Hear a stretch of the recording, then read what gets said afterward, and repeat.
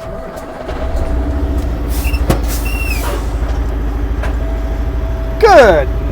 morning.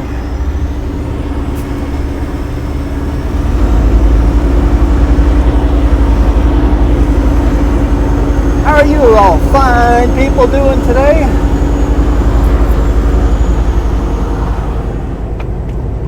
My allergies are not going to like this load. We got a load of hay.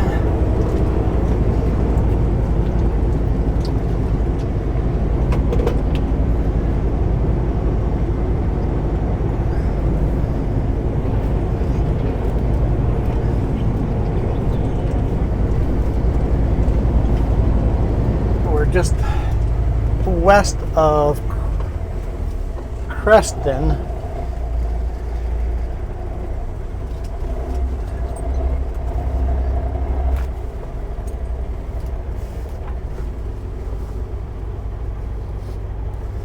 And that, I've been hearing thunder the whole time we've been loading. So we'll see if we drive through any of that. Oh, there's some thunder right there.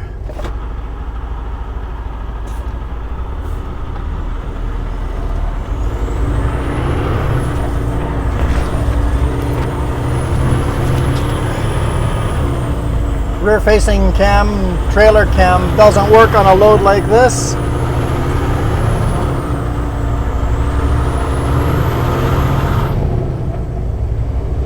So we'll put our sleeper cam up.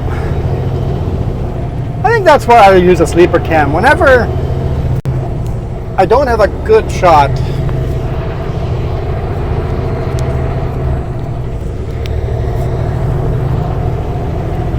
either facing back or on the trailer itself, we'll use a sleeper cam then. Because essentially it's three cameras facing the same direction with a blocked view of a smokestack.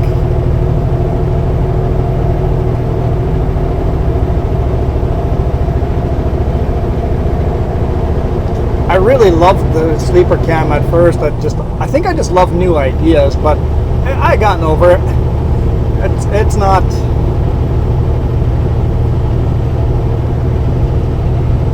as awesome as I originally thought, but it's still a cool shot when all I can do is free forward facing cam.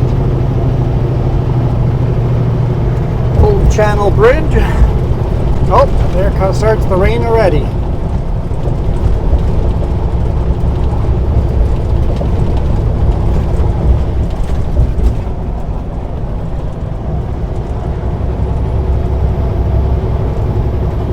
Blasting up here, so we'll see if we can even pass Kootenay Pass. Might end up getting stuck up here for half an hour or so.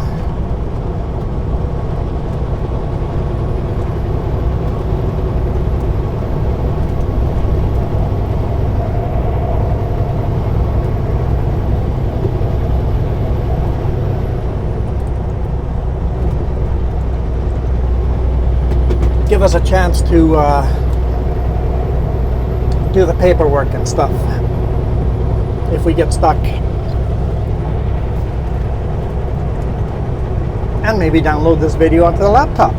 Haha, if the paperwork gets neglected. You guys are number one, right? You guys are first. You guys have first priority.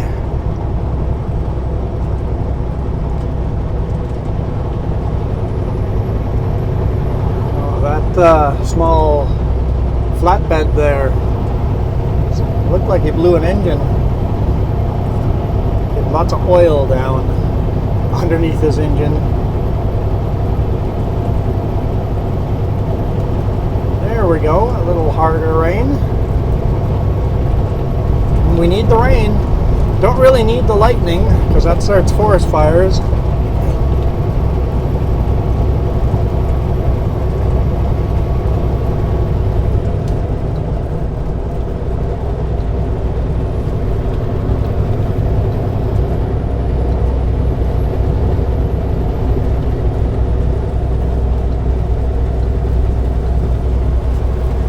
Cyclist going through the rain. Continue on Highway 3.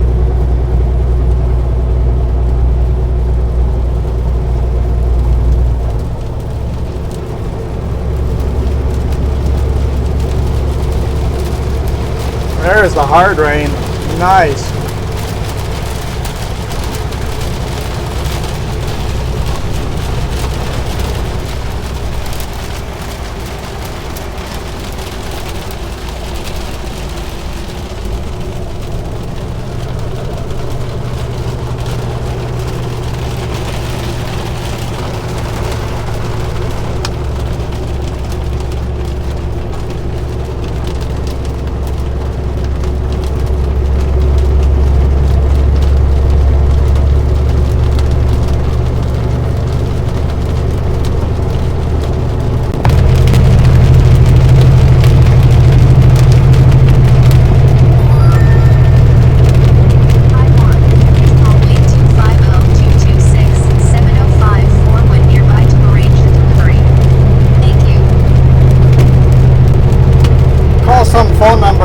To deliver. Got it.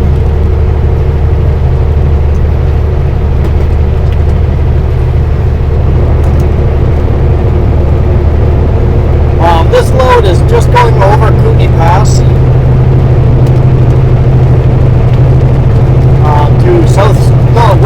Winfield.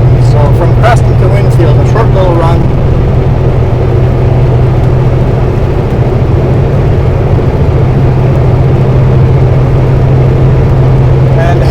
Never super heavy, so we'll make some decent time.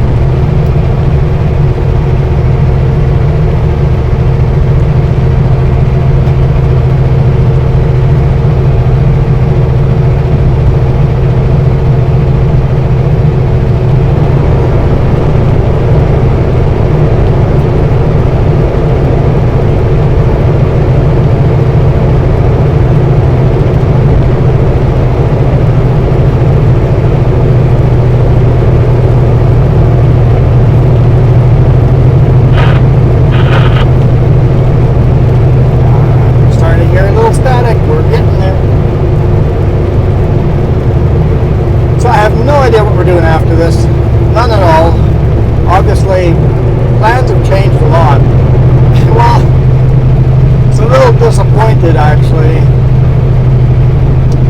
So yesterday we had that heavy load going down to Deer Park. I actually went to Spokane Valley, and loaded concrete blocks there. And then set up the cameras and recorded a video. Something went wrong and half the video was missing. I'm like, well, that was a waste of time. So I delivered those. So I picked those up yesterday and delivered those concrete blocks today morning in Trail. And then from Trail I drove empty to Creston. Now from Creston to Winlaw.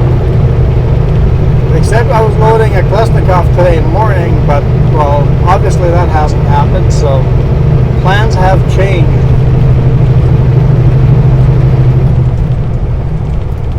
Light enough that I have to slow down around corners.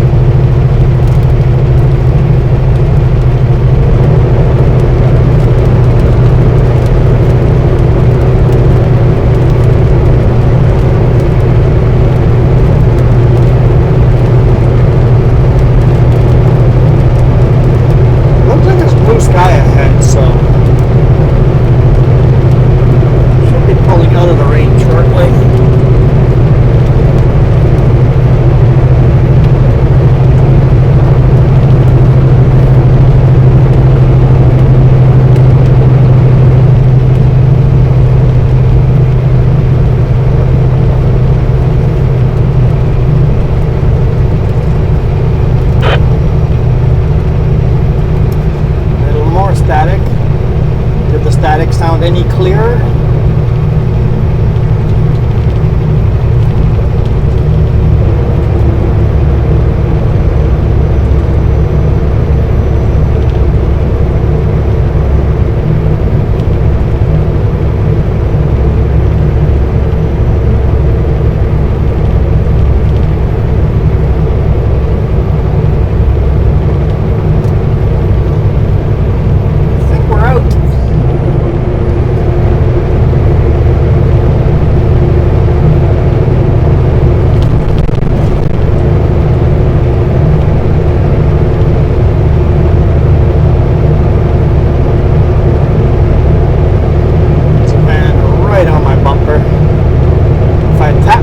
They're gonna kiss it.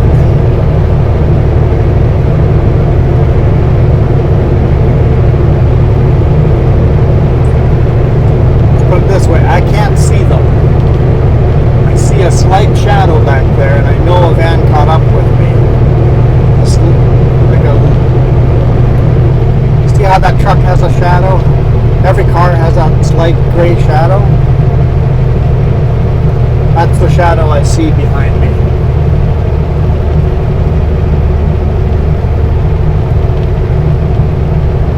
There we go.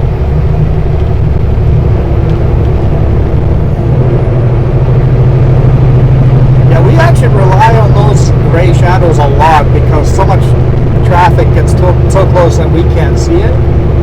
But those shadows are helpful.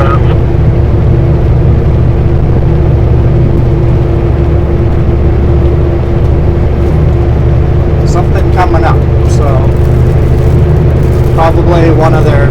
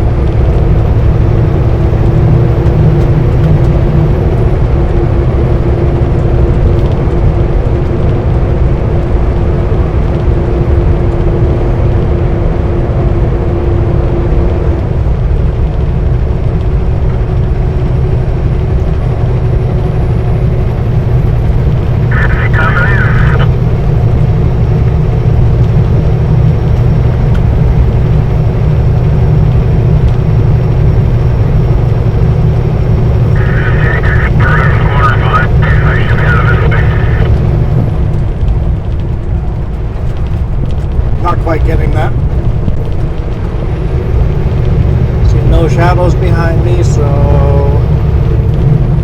Nope, there's a white car up further back that's catching fast.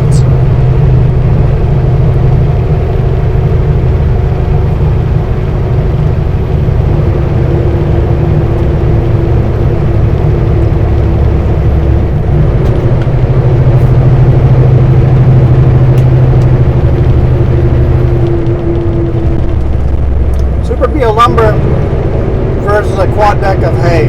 I'll be much faster.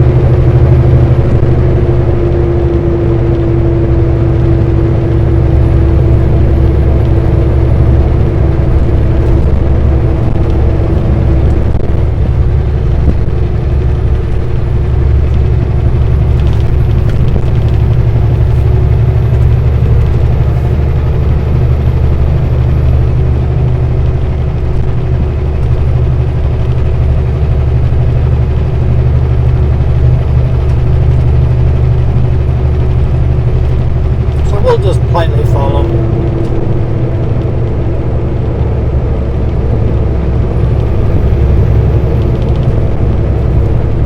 Try to time it out so that I'm full throttle right up to his bumper when the next passing lane starts.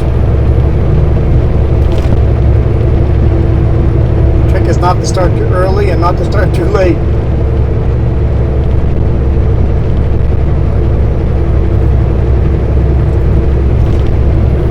Trucks from Alberta. Pretty sure it's a Super B. Don't know why else you'd be so slow. Yep, looking around the corner you can see it's a Super B.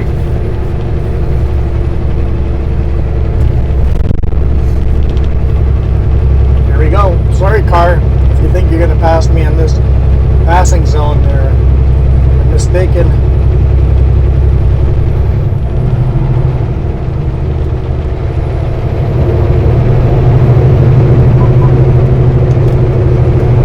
Try to scooch by you here.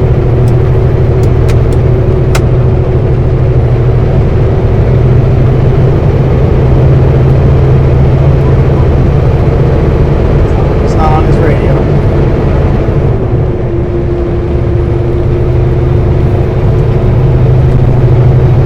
Tagga.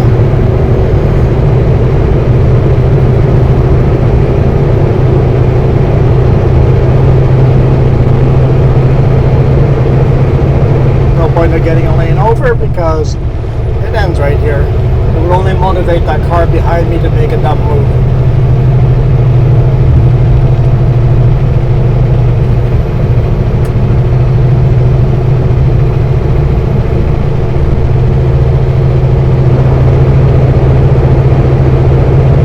Especially since there's more passing lanes and they can pass me in the next one.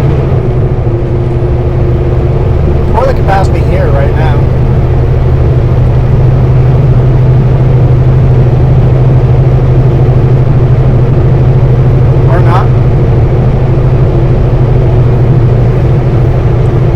Might just go, you know what, let's just wait to the passing lane.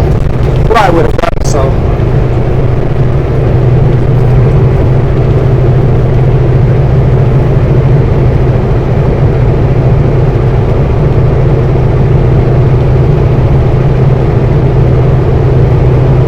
There we go. That was nice and civilized. No double solid passing. There we go.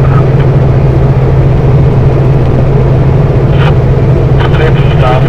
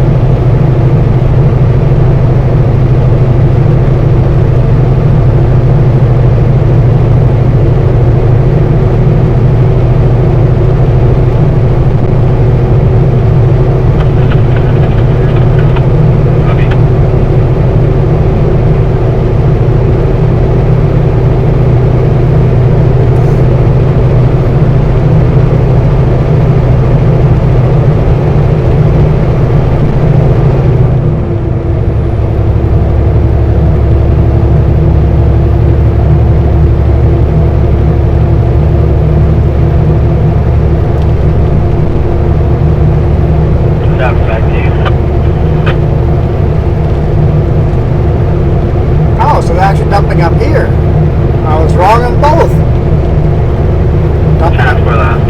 Dumping it right here.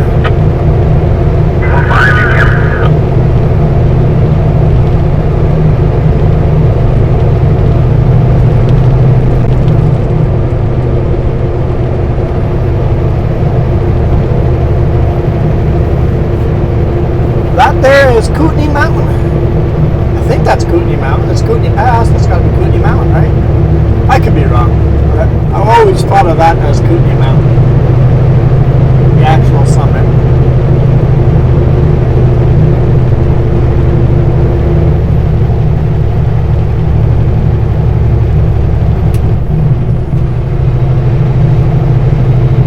Not sure why that pickup isn't passing me. Copy.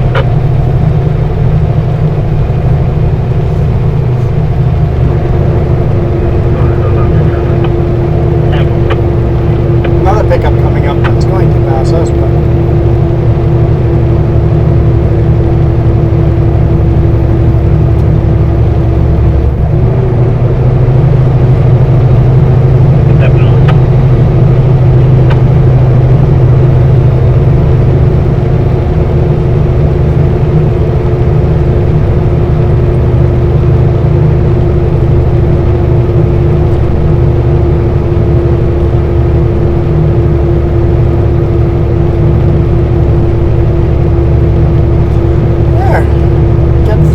stopping at all. Very nice.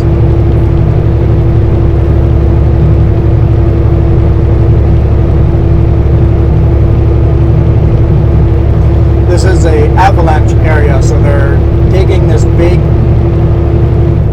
pullout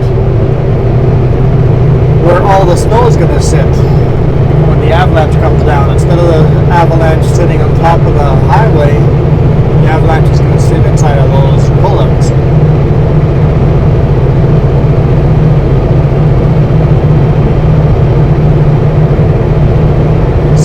Concrete barriers coming up ahead. They did that last year or the year before. They did the same thing over here, and it worked really well. Instead of the road closing every time there's an avalanche right here, the snow sat in that little pullout. It's not a pullout, but you know, a little divot, a little just a spot for the avalanche to go.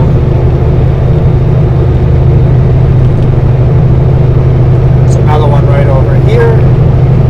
They're just doing that wherever the high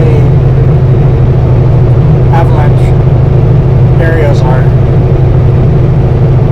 Hopefully they do it down on the other side too in the future, but it should mean the road gets closed a lot less often.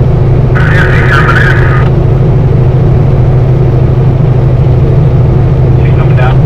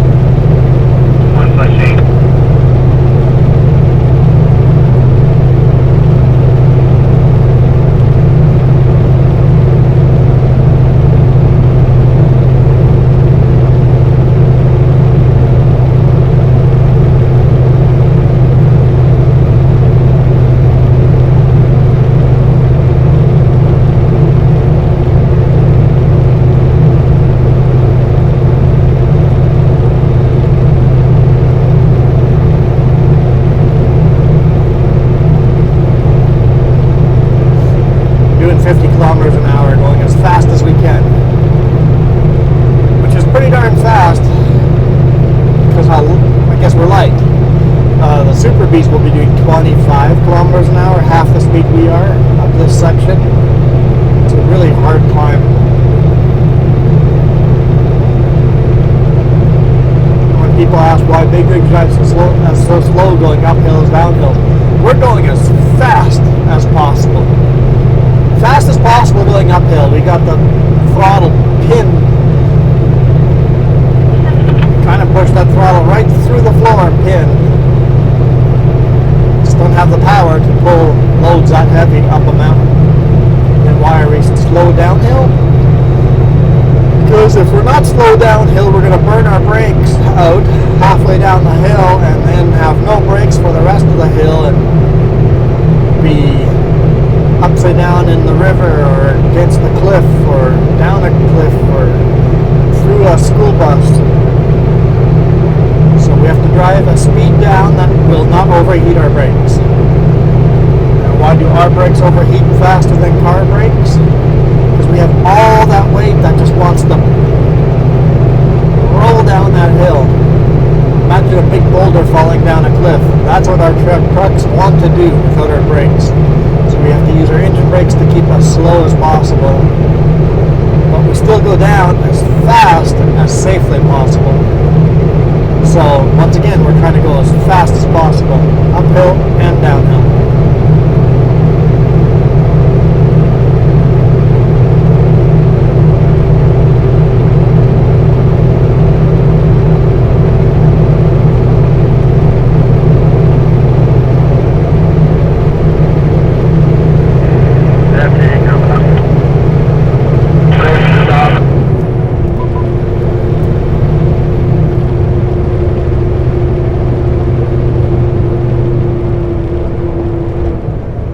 So that pickup just appeared behind us after that construction zone. So that pickup was going into the construction zone. That's why that pickup wasn't passing us.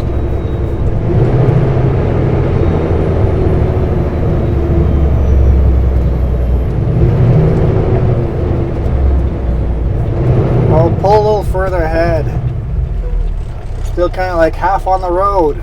There's room for two of us in here.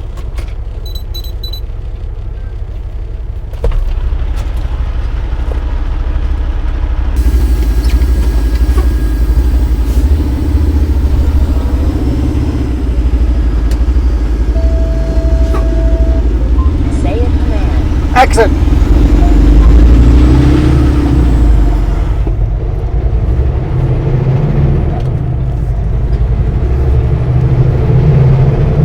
All that room in front of him and he didn't pull forward. At least he was polite enough to take a long brake check so that I could get in front of him.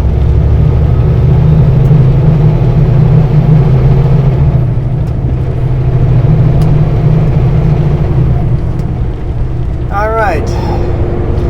We're light, but how light are we? Engine brakes on. We've got 18 gears. I'm gonna go for 14. I was at 15, but I think we want 14.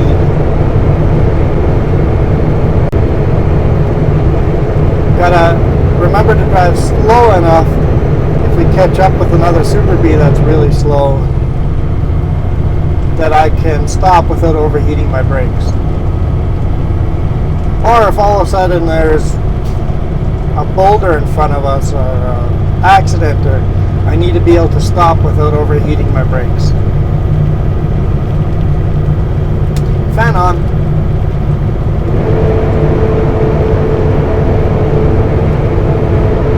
It's a beautiful, beautiful descent down the mountain. Every now and then you see bighorn sheep up here. I haven't seen them for a while, but every now and then you see them up here.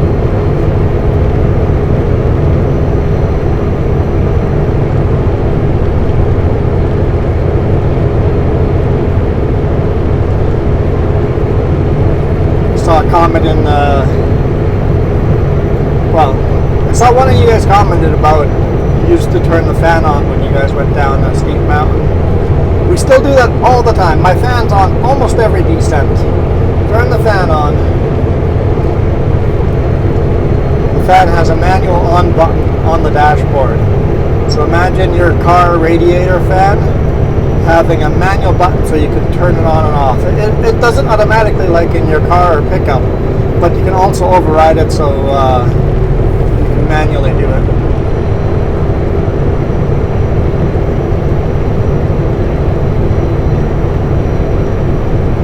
Why turn the fan on? Because it takes horsepower to turn that fan. And when you have full engine brakes on, the more horsepower you can rob from that engine, the more it slows the truck down.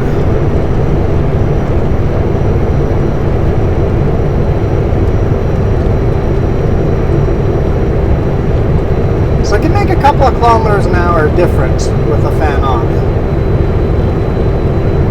And 2 or 3 kilometers, it is a big difference.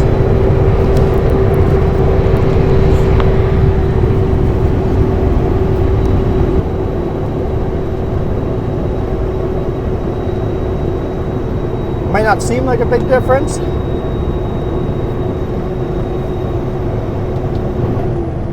but it's a difference of which gear you're going to select. It's a little less steep here, so I went up to 15th gear.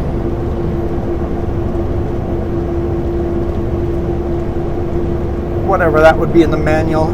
It is a manual transmission that is shifted by a computer, but I have a button. I can go into manual mode and then shift with buttons instead of with the gear stick. Basically, the computer applies the clutch and does the shifting for you. You just tell it what gear to be in. Or you can go to automatic and then it just drives it itself. Very often climbing a hill or going down a hill, I will go to manual. Just it sometimes doesn't know what gear it should be in. So most of my descents and climbs, I'll be in manual mode. And have you seen all our mountains? I'm in manual mode a lot, especially descents. Climbs, it depends on what kind of climb it is. If it's a really steep one, I'll be in manual, but if it's not super steep, I'll let the automatic take it.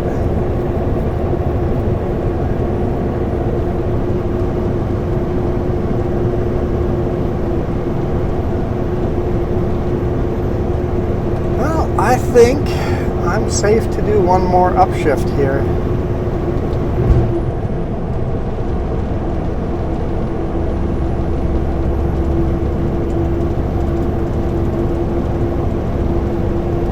It's gaining a little too much speed. Okay, let's go back down a shift.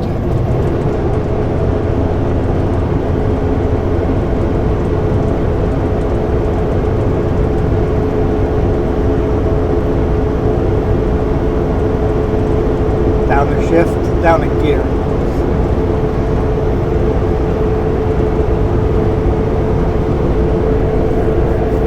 Never, ever, ever, ever stop and camp out in a runaway lane. They get used every year. I've seen RVs camping and having a picnic in one of these runaway lanes. You are dead if a truck loses their brakes, because that's our only option. We will rather drive through that RV parked on the runaway lane than go further down the mountain and kill more people.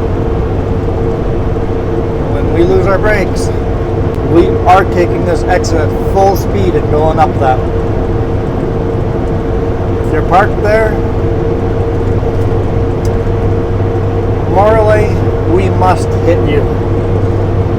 It is the better choice. It's like the train track game. Do you change lane? Do you change train track?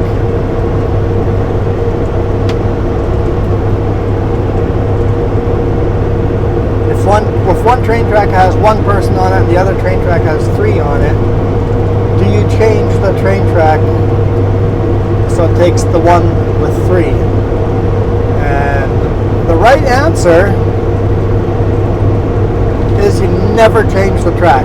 You always let the train run on its original route.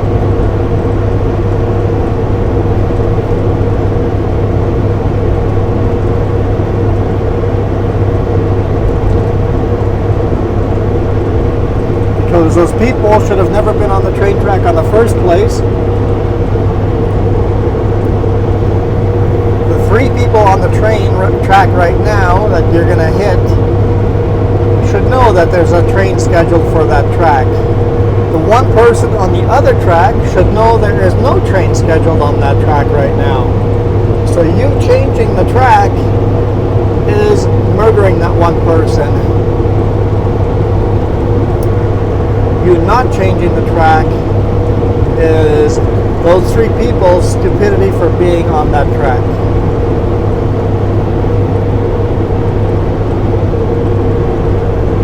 I don't think anybody else would choose that. I think I might be controversial by saying that. We'll see. What do you think?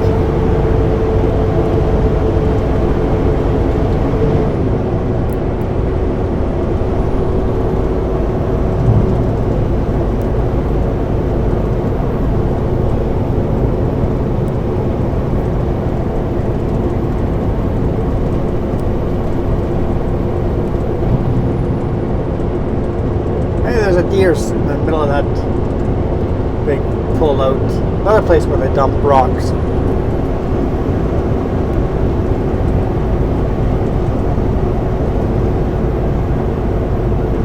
little concerned about that RV being over on this lane, but they were going around that car, giving that car lots of room. It's a horrible place to break down.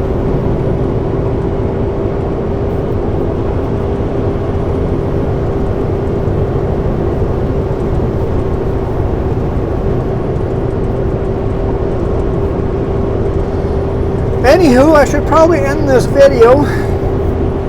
Almost to the bottom here. Kootenay Pass.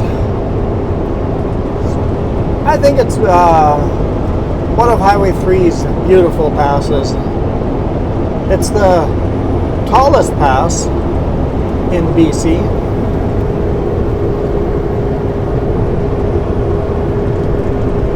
Highway anyway. There's logging roads and stuff that's higher, but Alberta does have a taller pass. But even with that, this pass is not all that tall compared to some of the passes in the US that are much higher.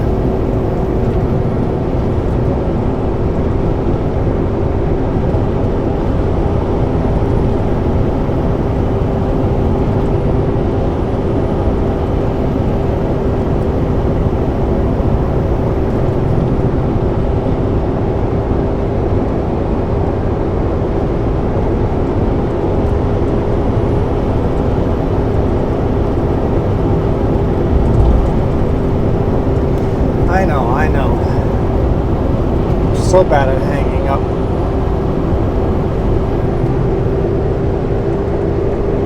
Huge thank you for you guys for watching to the end.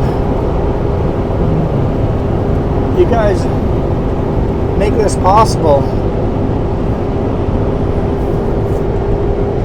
All the revenue I get from the ads will slowly pay off these cameras and the laptop to make the editing, and the video quality is so much better. Same with the microphones. I think we've figured it out.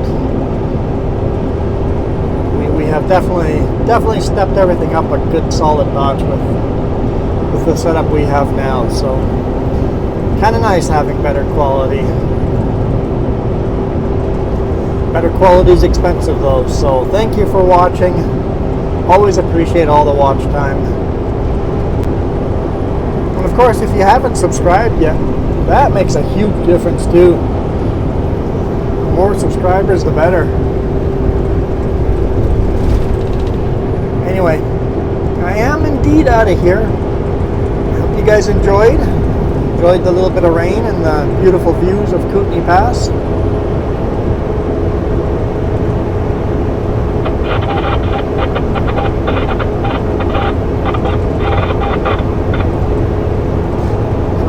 US emergency signal coming through. Alright. I told you I was bad at this. There's an RV in there. It's a very, very steep little road going down there, and there's an RV parked down there. That's cool. Anyway, we're at the bottom. Thank you guys so much for watching. I am out of here. You guys rock.